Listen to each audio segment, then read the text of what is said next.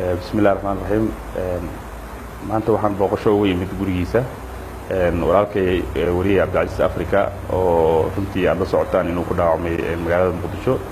Nairobi la keenay dhakhtar ayuu bayaan ku jiray mar dhaweyd ayuu ka soo baxay dhakhtarkii xaaladiisa caafimaad saad ka arkaysaan aad ayuu u fiican yahay alxamdulillah ilaahay waxaan ugu rajaynaynaa inuu ilaahay sida uu dhaqsiyaha badan u bogsiyo ummadii ama dhibkii ku dhacayna waxaan leenahay ilaahay daafa ugu bedelo. بسم الله الرحمن الرحيم. waxaan aad ugu mahad celinayaa qunsulka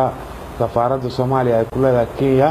Ambassador Ali oo runtii maanta ugu soo siyaartay gurigeyga sharaf uu mudan yahay diblomaasiga ugu sareeyay ugu horeeyay ee safaaradda Soomaaliya ka socda ee ugu yimaada halkan tan iyo intii aan ku waxyeeloobay 13 September magaalada Muqdisho dhaawacaas oo la keenay magaalada Nairobi oo ilaa hadda iminka arrimo caafimaad u joogo qunsulka aadaan ugu mahad celinayaa dadka Soomaaliyeed kale iyaguna runtii la gurmada aadaan ugu mahad celinayaa xaaladda caafimaadna aad u fiican tahay isbitaalkiina waan ka baxaada aan joogaa guriga magaalada Nairobi dhammaan intii ila xanuunsatay intii gacan siisay aadaan ugu mahad celinayaa.